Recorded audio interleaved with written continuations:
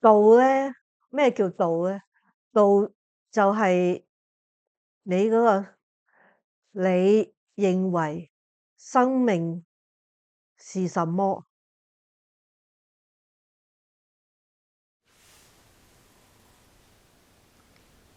如果講話我自己學書法都有40年咁多，我寫字係有好多唔同嘅變化。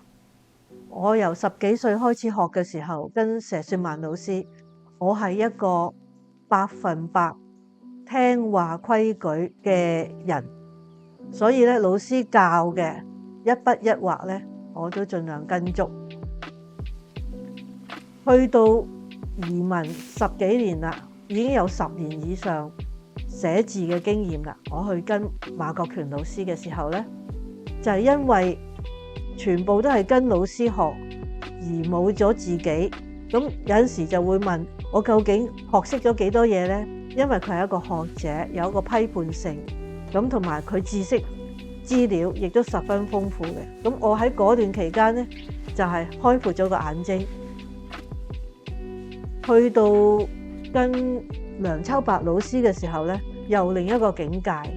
老師教我哋嗰時候呢，佢又強調我哋呢要釋放，唔好再死跟住過往嘅嘢，叫我哋去做反叛。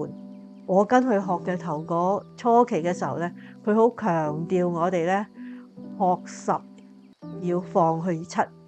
學咗10樣嘢，要放棄7樣。你學咗幾多，忘記啦。所謂忘記，其實就係唔好依賴嗰樣嘢。咁我第一個展覽咧，就叫做道可道。因為我自己係天主教徒，所以我係比較用道呢一樣嘢啦。因為聖經都有一句說話啦，耶穌話：我就是道路、真理同生命，道係可道嘅。咁嗰時係帶有一啲宗教性嘅。於是乎咧，就開始咗我用道嚟做一個題材。其實我哋每個人，你尋唔尋所謂嘅道，你都要生活嘅。